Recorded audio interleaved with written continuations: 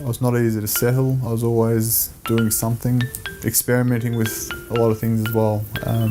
Alcohol at a very, very early age. If I was anxious in late primary school, I was even more anxious going into high school. There was a number of kids from my school that wound up going to my high school. So I carried a bit of that reputation with me, that bad kid who would do stupid things to get attention sort of thing.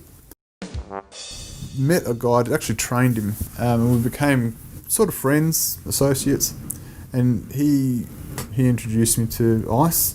And I actually remember him saying, we're sitting in his car and I've got my arm out. I'd never used needles, really. I'd probably used them once or twice, but I couldn't do it myself. And I've got my arm out and he's about to put the needle in, and he looks at me and he says, "This is the worst thing I could do to you." Honestly, he goes, "This is the worst thing I could do to you." And he stuck the needle in my arm and filled me full of ice. Of course, I had my nirvana moment. I thought I'd found the real God after that.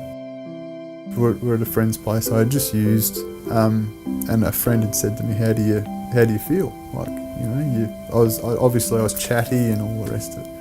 "How do you feel?" I said, "Fantastic." He said, "Go and have a look in the mirror at what you think, and tell me what you think you feel like then." And I've trotted off to the bathroom, looked in the mirror, and I can see this pale white skin with black eyes, black sunken eyes, sunken temples, sunken cheeks, and really looked like a skull wrapped in plastic. I couldn't believe what I was seeing. You're pretending that you've got control over these substances. You don't, right? You can look at how many times it's gone wrong for you over the period that you've used, and you can work out for yourself that the percentages are stacked against you, right? You're having a handful of good times compared to a plethora of bad times. Every occasion you drink, you use a drug, you smoke a cigarette. So it robs you of any other emotion that you could feel. And here you've got going to the pub and getting hammered. That's your culture. It's not a culture.